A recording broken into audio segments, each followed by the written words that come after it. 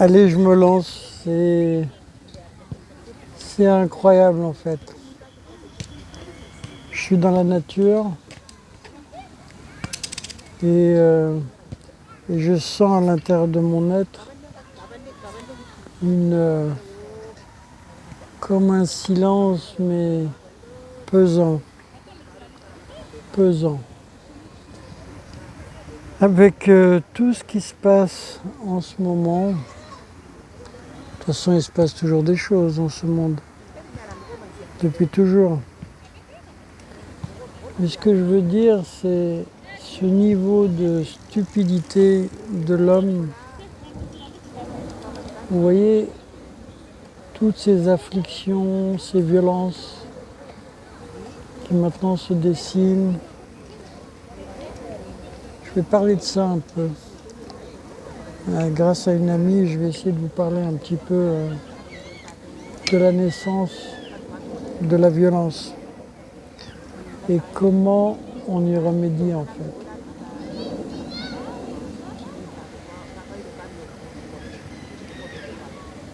C'est incroyable, toutes ces afflictions, ce monde-là qui se déchire. Qui se déchire. Et je me souviens encore des paroles, oh, c'est pas tout récent. C'est ces hommes et ces femmes qui sans arrêt parlent de la fin du monde. La fin du monde ou l'impression ou l'idée que certains, que nous serions privilégiés parce que nous serions d'une origine, d'une contrée ou d'une confession extérieure, je veux dire. Les religions n'ont pas de sens extérieur s'il n'y a pas un sens intérieur. Comme toi, tu n'as pas de sens extérieur si tu n'as pas de sens intérieur. Et je vais parler à mots couverts un peu, pardon, parce qu'aujourd'hui, malheureusement, tu vois, il y a un silence, parce qu'on a manipulé le droit.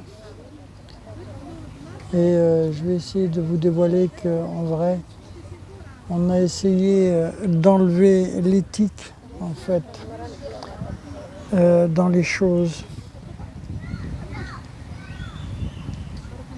Chacun revendique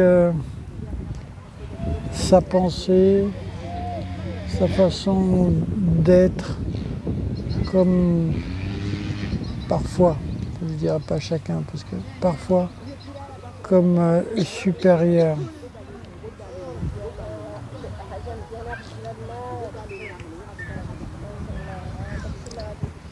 Et en plus, c'est mélangé à la religion et avec ce désir de vouloir vous dire des choses par des hommes qui n'ont pas vécu les choses.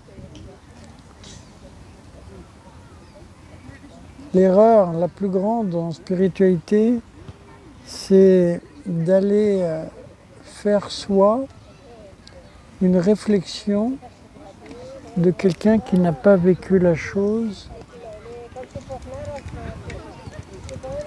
qui ne l'a pas vécu et qui vous donne un conseil. Tu vois, le paradis,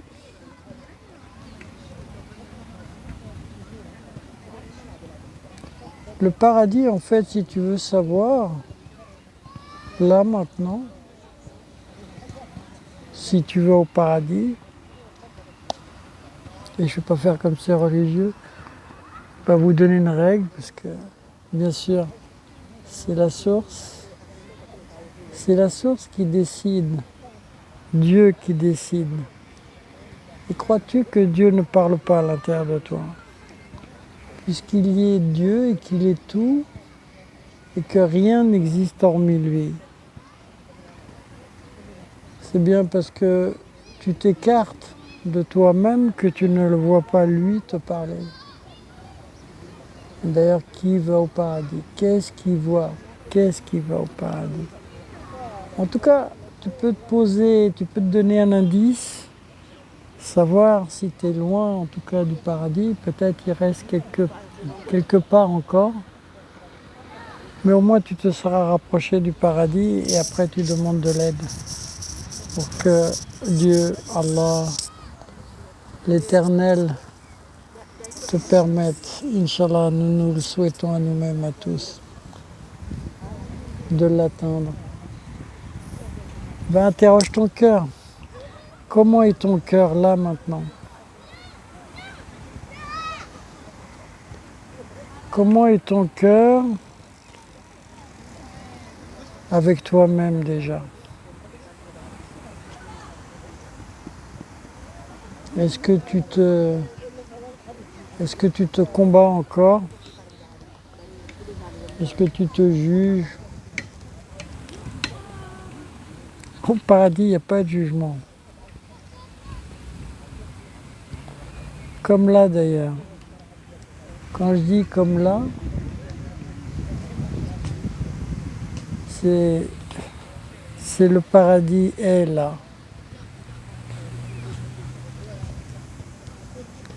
Le paradis, c'est l'état de ton soi qui ne rejette plus ton soi. Nous sommes dans des sociétés, oui, et puis donc, je disais, comment tu es dans ton cœur avec toi-même et comment tu es avec la source. Tu vois, tout ce qui est autour de nous, je ne sais pas si je peux faire une vision de l'extérieur, c'est un parc là. Tu vois, tout est unifié. Le ciel, la terre, les éléments, tout est un, en vrai. Tu vois, tous ces gens qui se déchirent, si vraiment ils avaient appris que nous ne sommes que de l'énergie, en vrai.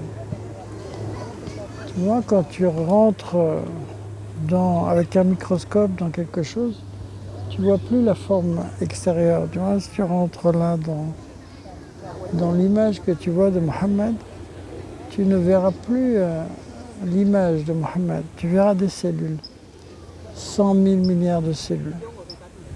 Et si tu regardes les cellules, à nouveau tu rentres, tu verras 100 000 milliards d'atomes.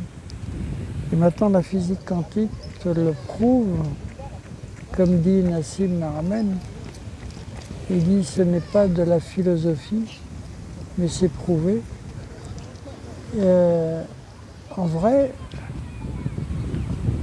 En vrai, l'atome, si tu regardes, il n'y a qu'une étoile, il y a de l'énergie. Sa forme extérieure, c'est pas une bille, c'est de l'énergie. D'ailleurs, je vous annonce une grande nouvelle, nous sommes dans l'ère de l'énergie et nous allons probablement bientôt accéder, en tout cas va se dévoiler, si encore il n'y a pas dans ce tumulte des gens qui vont essayer d'empêcher ces grandes nouvelles, ces grandes découvertes qui vont surgir, on va pouvoir probablement accéder au niveau quantique à l'énergie illimitée. Bon, c'est pas nouveau. Vous connaissez Tesla, il avait déjà découvert cette énergie déjà il y a 100 ans. Mais vous voyez que l'énergie de l'homme aussi qui s'interdit,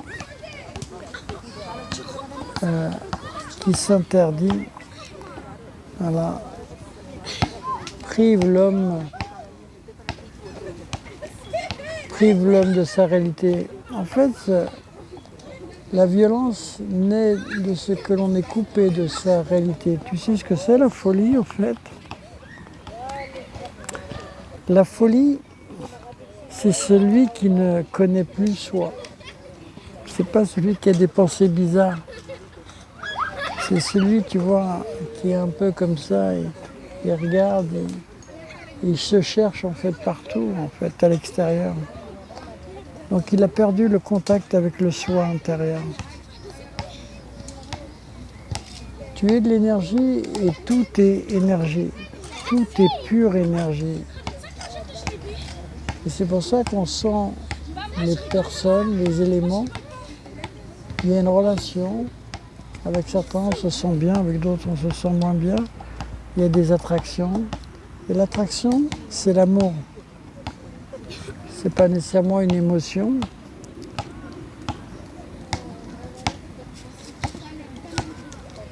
Et donc, quand quelqu'un fait du mal à l'énergie, vu que toute l'énergie est un, il fait de l'énergie, il fait du mal à l'autre, il fait du mal à l'énergie, en vrai, il se fait un grand mal.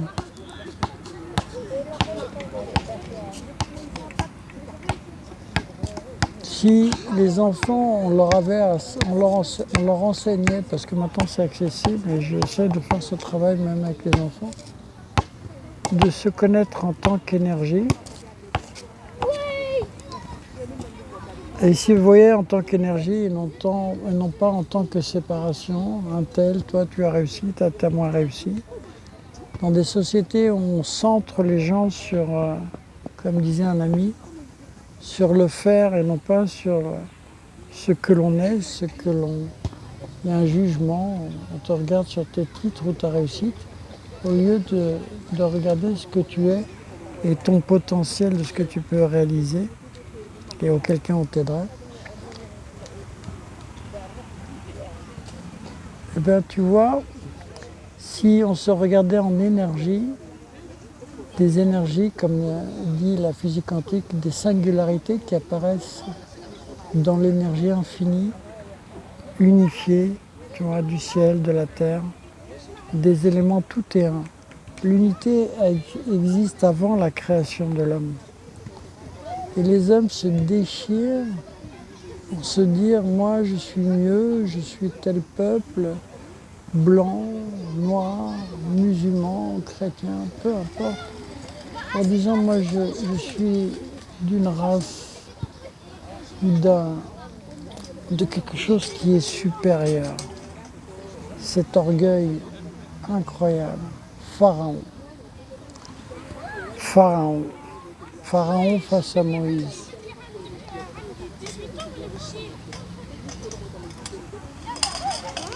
Toutes ces violences naissent de cet orgueil, de ce pharaon qui nous empêche de vivre et qui nous fait prendre pour Dieu. Allah, quoi, mon Dieu.